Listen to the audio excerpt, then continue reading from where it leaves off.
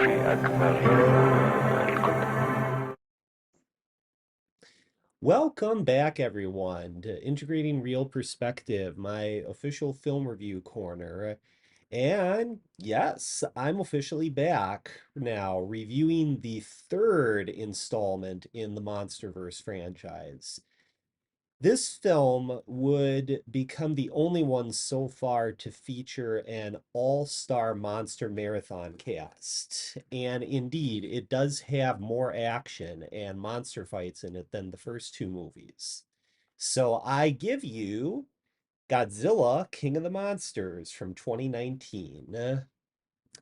Now, while I did have gleaming praise for both the 2014 solo Godzilla movie and the 2017 solo Kong movie, King of the Monsters is actually the first movie where I ran into a snag. Now, admittingly, compared to those two movies, there wasn't really a whole lot of marketing for King of the Monsters, it seems. Hardly anybody talked about the film at all at the time when it came out. I just remember some random woman in the waiting line at the food pantry saying that she was taking her kids out to see the movie. And that's really the only time that I heard about it. Then, I did see some poster advertisements for it on IMDb or some other maybe I saw like a trailer or two on a YouTube video, but other than that, like I never really heard much about this movie. Whereas like at least like the Kong Skull Island movie, I would see play on the televisions at my gym. And it was obvious that that movie was as popular as the Gareth Edwards Godzilla movie that I saw. So, yeah, it's not surprising to me then that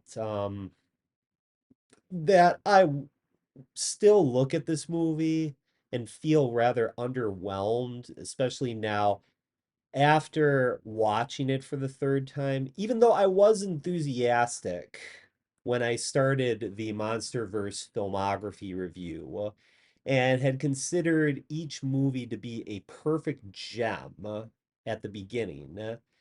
Repeat viewings of King of the Monsters have started to show some rather glaring flaws that only began to show through on my third watch.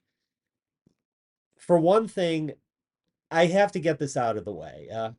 There is a catchphrase used at least three times in the film, and it's the line, "Long live the king." So I started to think that now Warner Brothers and Legendary were starting to market this film for Disney audiences with this line. Well, like, what the hell? Oh, of course, that that Lion King um CGI live action remake came out the same year as King of the Monsters, so maybe there is some cross marketing going on between the two. But come on, that's such an embarrassment to try, to stamp a line from a Disney movie into a kaiju movie. I just found that to be a very poor move. And yet also there's the fact that this film um was marketing itself for Marvel fans, especially because Disney Plus was a streaming station that was beginning to gain more traction. So it's not surprising then that the Monsterverse movies did have a Marvel comic book feel to them. And I'm sure this movie plays on Disney Plus, for people to see. But the thing is that Godzilla and Kong Skull Island were movies that looked so unique, Like they could have been taken from a Miyazaki film set. They really had an indie look to them. They were artsy in their design and storytelling. And 2019's King of the Monsters now looks like it's just going for a quick money grab. In some aspects, I mean, there are great things about this film.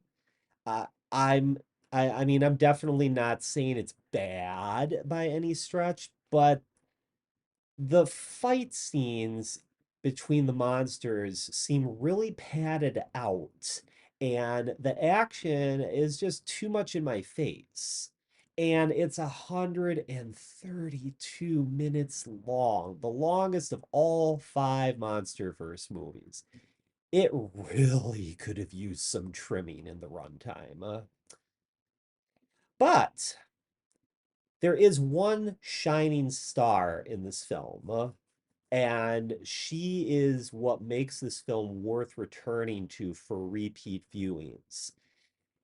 I'm spotlighting Millie Bobby Brown here, as this was the movie that officially made me recognize why she's talked about so much, why she's considered such a rising star today. Now, I've talked in the past about how Anya Taylor-Joy became recognized by me as one of the first Gen Z stars for me to take seriously. See my review for Last Night in Soho. I can see the same for I'm sorry, for Millie as well. I can definitely see that. And King of the Monsters was my introduction to her. Now, to go through my history with Millie, I wasn't a Stranger Things fan. I've watched a couple of episodes from season one, and I just found it to have too much of that 80s sci-fi cheese where it's like trying to evoke John Carpenter films, but with subpar writing and acting and just these a lot of teen stars that I had no idea where else I had seen them in, or even if they were anybody worth paying attention to. I do remember babysitting during the pandemic, and that was one of the shows that I watched with these two kids. And actually, one of the kids drew a picture of the tree portal here for the Upside Down. So you know that's in itself was a good memory. I may have to give it a more serious look since I got Netflix back in June. So maybe I'll give Stranger Things another chance. I did, however, see her in the two Enola Holmes movies on Netflix, and she was great in those. She's got a very shrewd but playful approach to playing the sister of Henry Cavill's Sherlock Holmes, and her frequent narrative stares into the camera are really cute to watch, as it's clear that these movies were written to look like a visual journal of Enola's, like just the way that she looks at you in between, action shots in the film. I actually discovered through her Wikipedia page that she's deaf in one ear. It started out as a condition that she had at birth, and it just got worse over time. But clearly she compensated for it really well with her sharp attention to others in conversations. You can tell that she's really attuned to people, that it's like she can see into their souls. Plus, she's also just highly intelligent for a girl who was born the year that I graduated high school. Yep. Mm-hmm. Yep, that is correct. 20 years ago now.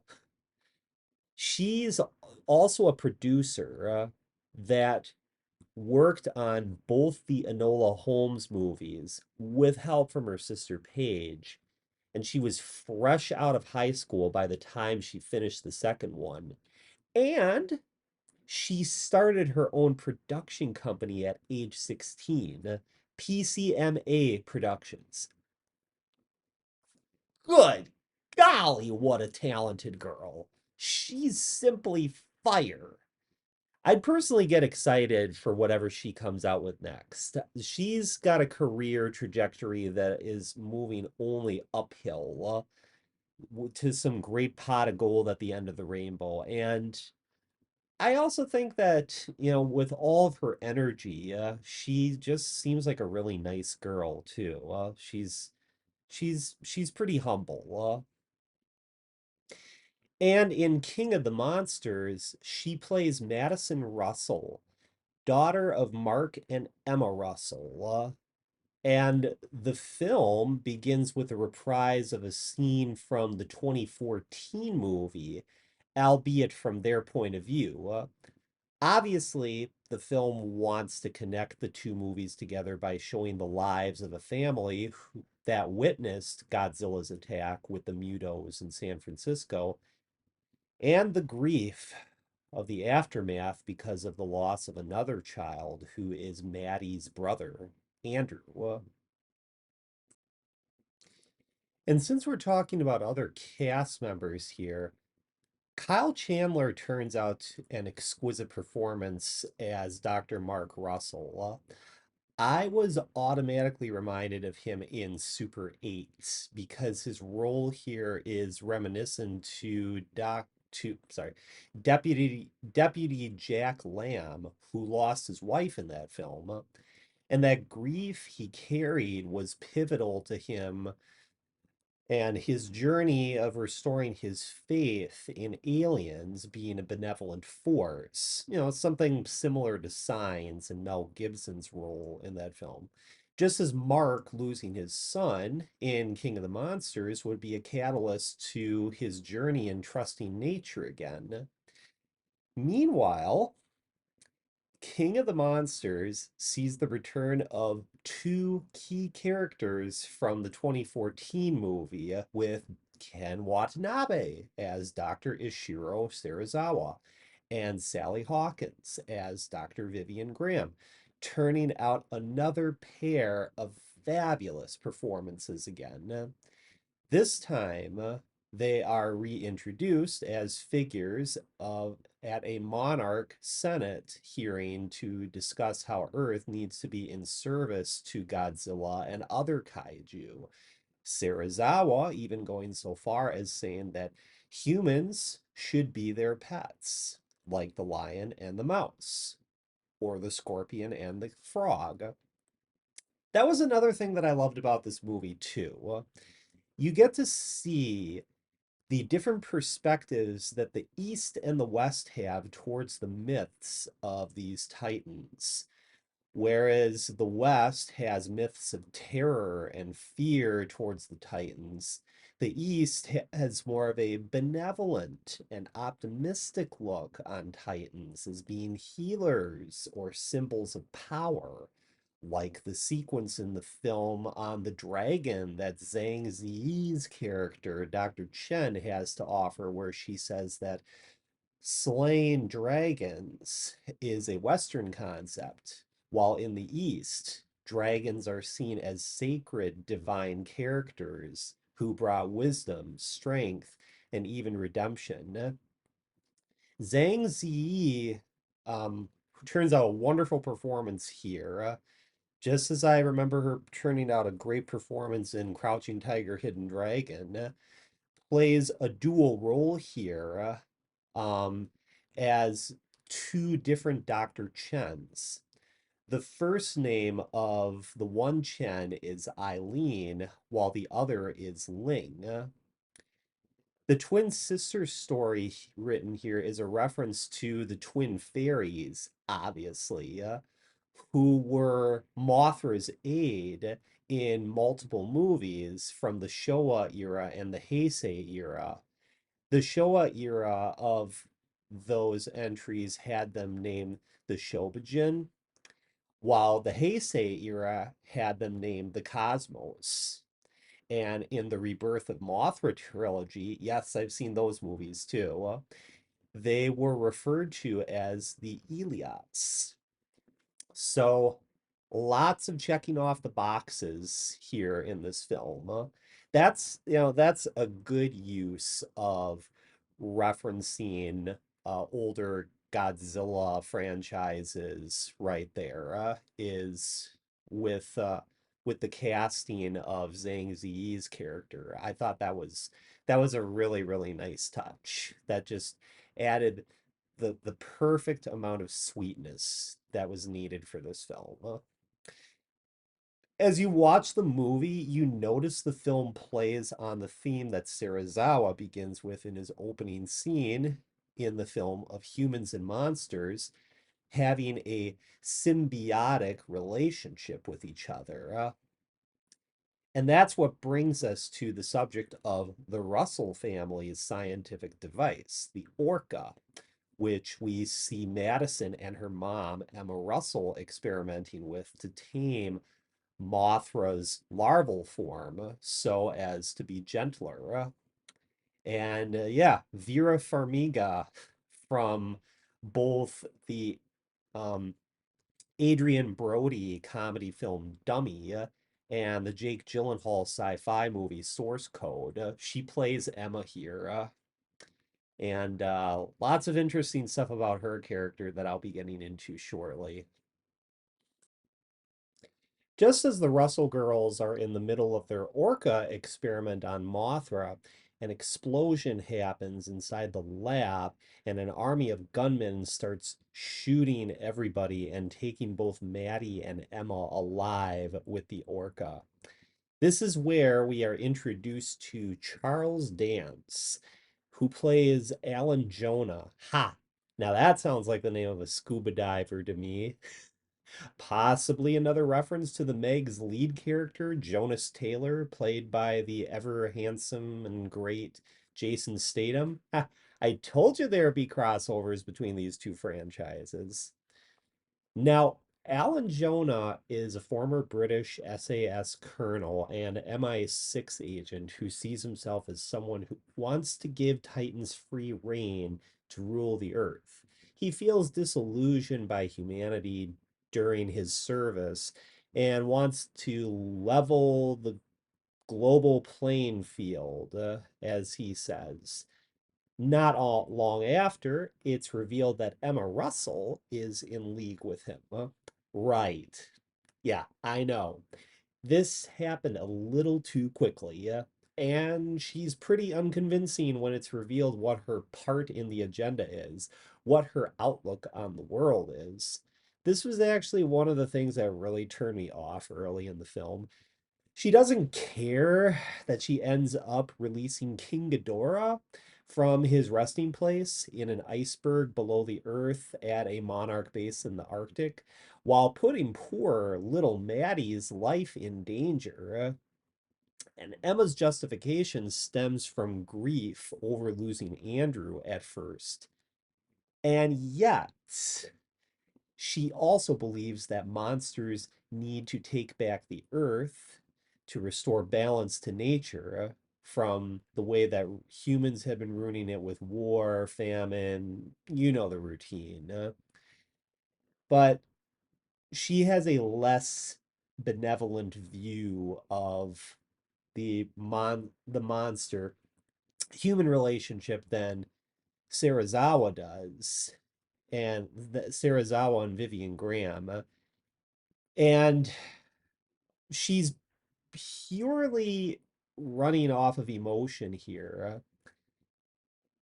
And things definitely do not go as well as she plans once King Ghidorah is unleashed and eventually starts transmitting a wave of his own using the Orca as an amplifier to wake up all the other Titans around the globe, which also includes Fire Rodan. And yeah, Fire Rodan is actually once again presented as a villain in this film that definitely is not an ally to Godzilla. So once again, there's some confusing story continuity here at this point. And then Godzilla almost dies at one point when Admiral Stentz announces the dispatching of the new oxygen destroyer in an attempt to take out both Godzilla and King Ghidorah. Yeah, they actually cooked up an oxygen destroyer that fast. Like, as if I'm supposed to be convinced that this weapon is a common one engineered by the military that comes prime delivery to your doorstep when needed. Yeah, wow, that's definitely some quick progress since the 1954 film. Just very pretentious. However, what is really cool is how King Ghidorah survives the oxygen destroyer and is able to regenerate a new head. Oh yeah, haha, I forgot to mention that Godzilla takes off one of his heads. Definitely a throwback to the 1991 Godzilla versus King Ghidorah movie. And the scene where Ghidorah stands on the volcano is a shot that makes it clear that he's upseating Godzilla as the new king, you know, that all kaiju bows down to. That scene was vivid to watch. It's as remarkable as a painting that comes to life right on the screen. And I'm sure there's a lot of fan art out there trying to recapture that same scene. Very, very legendary shot. But eventually, Monarch does find a way to revive Godzilla through setting off an atomic bomb inside his underground lair, thus infusing him with a boost of atomic energy to wake him up. That was a nice segment, too, as the story of Hollow Earth ties into this, with Godzilla knowing how to navigate the underground tunnels to lead him to this temple with various paintings of different kaiju myths involving Godzilla. And Serizawa has to sacrifice his own life in order to wake up Godzilla, which I've found to be pretty touching, especially when he touches his chin and officially says in his Japanese tongue, "Goodbye, old friend." Meanwhile, Maddie manages to escape captivity, only to find himself or to find herself in Boston. And she finds a point of transmission from the stadium to put all monsters on hold, thus stopping them in their tracks from perpetuating their global rampage. The way that this girl takes action with the orca is quite a sight to watch, just showing what a smart girl she is. Alas, um, at this point in the review, this story does become pretty by the numbers quasi Marvel shtick. And you have Emma, the mother, finally coming to her own senses and siding with Maddie and Mark and the rest of the good guys. Oh, I'm so sorry. I was so wrong before to be one of the bad guys and avenge the death of Andrew. Yeah, you get the whole rhythm of this film by this point. So what I'm going to do is just point out other highlights that I loved about this film that still makes it watchable. The scene at the underwater base where Mark asks to open the shield doors so as to make contact with Godzilla to ensure that they mean to welcome him rather than attack him was a cool reference to the first Meg movie. The scene where Su Yin is playing with her toys down one of the corridors and a Meg arrives and then they just stare at each other face to face. But while that scene was menacing, the scene with Dr. Mark and Godzilla was more playful and friendly. Yeah.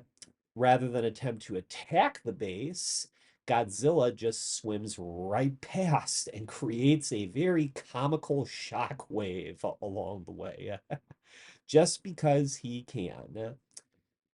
I also thought the very last couple minutes of the film before the end credits was nice to watch.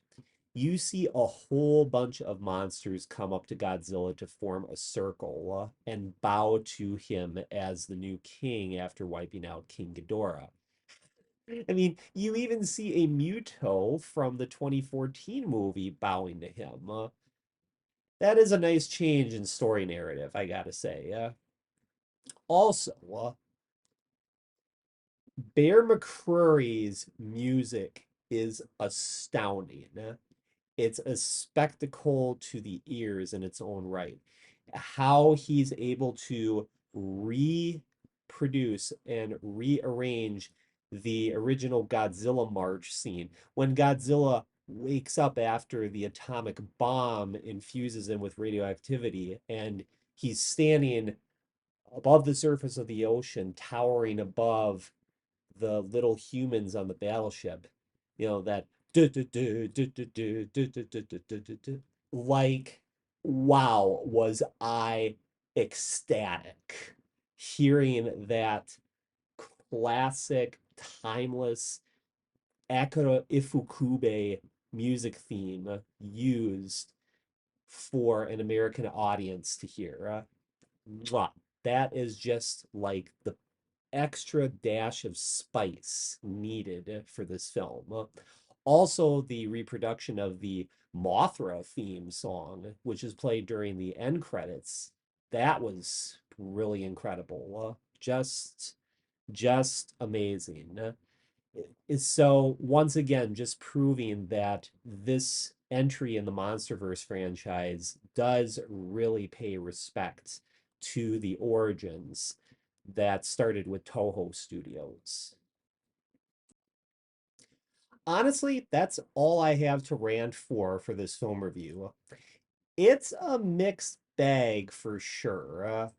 The best bits were the reintroducing of old characters while mixing in new characters, and some that would later reemerge again in the next entry. I did forget to mention Thomas Middleditch, who plays yet another comedy relief role as he did in Keanu Reeves' movie Replicas. So there's a joke that he cracks with Dr. Chen when she first introduces King Ghidorah's name, and Mark asks, "Who?" And Thomas's character stammers, "It's like gonorrhea." Ghidorah is Chen's retort. Yeah. It's like, take that, stupid American. Despite how very labored this film was, as is pretty obvious in its production and execution, it is a good movie. It's just a little bit above average. I still think it's a low point in the series, but take my review with a grain of salt and still watch this movie. I don't, don't be kept back from checking this film out because it's still an incredible film that is going to leave some amazing memories for you for many, many days, weeks, hopefully even years afterwards. And so, yeah, that is my review. So, once again, promoting Mega Media Exchange right here. Wonderful business to buy discounted CDs, DVDs, and Blu-rays and video games, as well as video game systems too, I believe. And as usual, I'm putting my link for ISTA, the Tantra school that I want to visit out in Sedona, Arizona. So any money that I raised with my content on this channel is going to go towards that because it's a journey that I have been wanting to take for the last 6 years. So as just a way of like increasing my knowledge and becoming an avatar in the tantric arts. So, yes, that's my review. And once again, thank you very much, my fellow reelers, for viewing this grand masterpiece of a review. And ciao, as always. See you on the flip side of the reel.